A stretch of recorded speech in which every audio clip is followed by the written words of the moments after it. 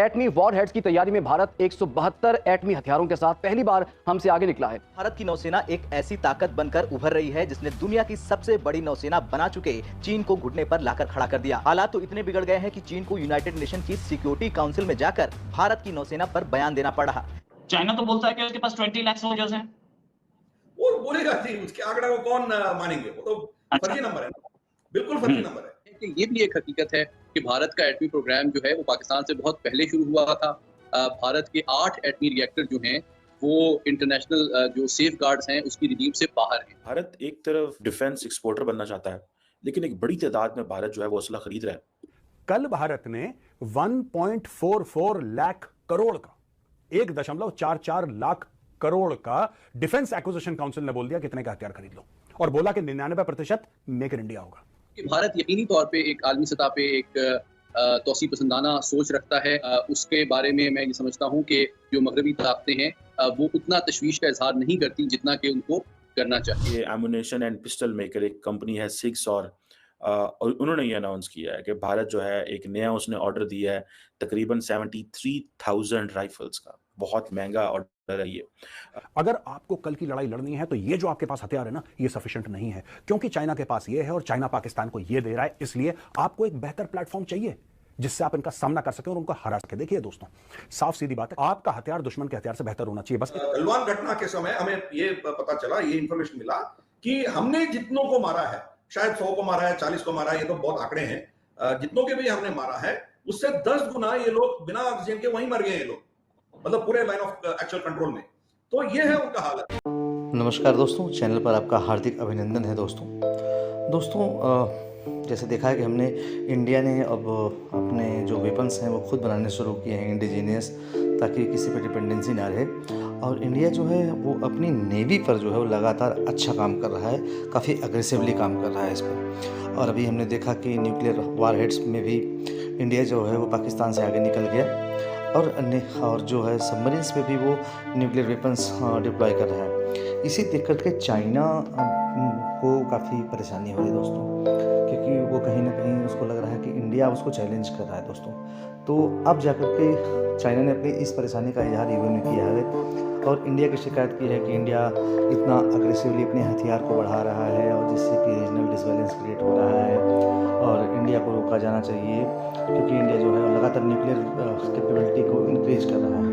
तो दोस्तों इस पर पाकिस्तानी मीडिया जो है रिएक्ट कर रहा है। आइए देखते हैं कि पाकिस्तानी मीडिया का इस पर क्या रिएक्शन है दोस्तों। वॉरहेड्स की तैयारी में भारत 172 एटमी हथियारों के साथ पहली बार हमसे आगे निकला है। क्या इसकी वजह भारत के तौसी पसंदाना अज़ाइम हैं या फिर पाकिस्तान के दाखिली मसाइल? देखिए, ये जो मुख्तलिफ तखमीने सामने आते रहते हैं कि मुख्तलिफ दुनिया की एटमी ताकतों के पास कितने एटमी हथियार मौजूद हैं, ये एक अंदाजे होते हैं, लेकिन इनको वेरीफाई करना और उनकी हकीकत जानना इतना आसान नहीं है, क्योंकि एक दो ममालिक के अलावा कोई भी मुल्क जो है अपने एटमी हथियारों के ज़ख़ीरे का साइज़ या तादाद बाज़ाब्ता तौर पे अनाउंस नहीं करता, डिक्लेयर नहीं करता, और ये क्लासीफाइड हसास मालूमात समझी जाती हैं। अलबत्ता ये जो तज्ज़िया और तखमीना सामने आया है जिसके मुताबिक भारत की एक एटमी हथियारों की एक तादाद या मिक़दार मुतय्यन की गई है, ये एक मगरबी असेसमेंट है और जो कि हक़ाइक़ से बिल्कुल मुताबिकत नहीं रखती है। और दूसरी बात ये है कि ये भी एक हकीकत है कि भारत का एटमी प्रोग्राम जो है वो पाकिस्तान से बहुत पहले शुरू हुआ था। भारत के 8 एटमी रिएक्टर जो हैं वो इंटरनेशनल जो सेफ गार्ड्स हैं उसकी रिजीम से बाहर हैं और वो हथियार एटमी हथियार बनाने के लिए दस्तयाब हैं, जबकि पाकिस्तान की जो एटमी सलाहियत है उसका मकसद सिर्फ इस खित्ते में अमन को क़याम रखना है और भारत के तौसी पसंदाना अज़ाइम या जारहाना अज़ाइम की हौसला शिकनी करना है और इस खित्ते में अमन का देरपा क़याम मुमकिन बनाना है। जबकि भारत यकीनी तौर पे एक आलमी सतह पे एक तौसी पसंदाना सोच रखता है और उसकी ये जो सलाहियत है उसके बारे में मैं ये समझता हूँ कि जो मगरबी ताकतें हैं वो उतना तशवीश का इजहार नहीं करती जितना कि उनको करना चाहिए। सैयद मोहम्मद अली साहब, पाकिस्तान की एटमी सलाहियत और वेपन्स की तैयारी की बुनियाद जो है वो भारत के तौसीब पसंदाना और जारहाना अज़ाइम हैं। क्या भारत भी पाकिस्तान को अपने लिए इसी तरह खतरा समझता है या इसकी तैयारियां चीन से मुकाबले के लिए हैं? देखिए, अगर हकीकत में देखा जाए तो बयानात से कता नज़र भारत की जो एटमी सलाहियत है या उसकी जो तमाम तर जौहरी सलाहियत है, उसका मकसद भारत को आलमी सतह पे एक तौसीब पसंदाना रियासत के तौर पे मनवाना है और वो एक आलमी ताकत बनना चाहता है, जिसके लिए वो चीन के खिलाफ जो हिकमत अमली है उसको एक दलील के तौर पे, एक बहाने के तौर पे इस्तेमाल कर रहा है ताकि मगरबी और रूसी साख्त की टेक्नोलॉजी जो है वो उसको हासिल हो। ये एक हकीकत है कि मगरबी ताकतों से उसको जदीद तरीन रवायती हथियार की टेक्नोलॉजी मैसर आ रही है, जबकि रूस से उसके तमाम तर एटमी रिएक्टर जो हैं वो रूसी साख्ता हैं और वहाँ से उसको टेक्नोलॉजी मैसर आ रही है ताकि वो दुनिया की आंखों में ये धूल झोंक सके कि वो चीन के खिलाफ एक महाज खोल सकता है। जबकि हकीकत ये है कि उसकी ज़्यादातर जो सलाहियत है और जो उसके जारहाना अज़ाइम हैं वो जनूबी एशिया के खित्ते में और खुसूसन पाकिस्तान दुश्मनी पर मबनी है। तो भारत एक तरफ डिफेंस एक्सपोर्टर बनना चाहता है, लेकिन एक बड़ी तादाद में भारत जो है वो असला खरीद रहा है। आपको शायद नहीं पता, माजरत चाहता हूँ, आपको शायद नहीं पता, लेकिन मैं बताता चलूँ कि भारत तकरीबन 73,000 के करीब 6716 राइफल्स जो है वो खरीद रहा है। और ये एमुनेशन एंड पिस्टल मेकर एक कंपनी है सिग्स, और उन्होंने ये अनाउंस किया है कि भारत जो है एक नया उसने ऑर्डर दिया है तकरीबन 73,000 राइफल्स का। बहुत महंगा ऑर्डर है ये। इससे पहले मैं आपको बताता चलूँ कि ये तो एक ऑर्डर है ना, इससे पहले भारत ने ऑलरेडी भारत ने तकरीबन इसी तादाद के करीब जो गन्स हैं वो ली हुई हैं। तो तकरीबन इंडिया इस वक्त एक 145,000 के करीब जो राइफल्स हैं वो इंडियन आर्मी को देगा।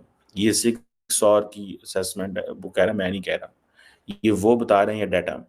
अब ये जो इंडिया अपनी जो फोर्सेस को मॉडर्नाइजेशन कर रहा है, ठीक है जी, और अब 6 और ये कह रहा है, I think I have to, मुझे जिसकी प्रोनाउंसिएशन है वो यही है, it used to be a German company, then I think Swiss company, देन बिक गई अमेरिकियों के हाथ में, अमेरिका में इस वक्त है ये।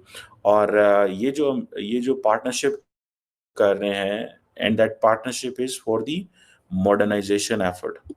व्हाट द मॉडर्नाइजेशन एफर्ट जो कि इंडियन आर्मी कर रही है। और ये सारी की सारी भारत की जो मिनिस्ट्री ऑफ डिफेंस है उसकी ये प्रोक्योरमेंट है। इसका मतलब क्या है? इसका मतलब ये है कि 2019 में पहले खरीदी, 3-4 साल उन्होंने ट्रायल किया, तकरीबन इतनी 72,000 के करीब गन्स का ट्रायल किया, देखा और उस गन्स को इस्तेमाल किया। और आप देखें अब इंडियन फौजियों के हाथ में अमेरिकन गन्स हैं, ठीक है जी, अमेरिकन गन्स हैं, बिकॉज दे अंडरस्टैंड कि उनको आइंदा आने वाले दिनों में किस तरह का थ्रेट है, वो जिस तरह का थ्रेट है उनको उस हिसाब से वो गन्स जो हैं वो ले रहे हैं। अब फॉर एग्जांपल आप ये देखें कि एक तरफ हम ये महसूस करते हैं और हमने ये देखा कि भारत जो है वो उसको चाइना की तरफ से चलो है चैलेंज, लेकिन भारत जो है ये गन्स को कश्मीर के लिए भी इस्तेमाल कर रहा है, ठीक है जी। सो भारत कह रहा है कि this is all for the anti terror. दोस्तों, पाकिस्तानियों को सुनकर हंसी आती है। कहाँ से आते हैं ऐसे लोग? ऐसा लगता है ये लोग हमारे गोले के नहीं हैं, किसी और गोले से आए हैं। कितने तेजस्वी हैं ये लोग। आप सभी हंसते रहिए और पाकिस्तानी कॉमेडी का मजा लेते रहिए, और चैनल को सब्सक्राइब करना और शेयर करना ना भूलें। धन्यवाद।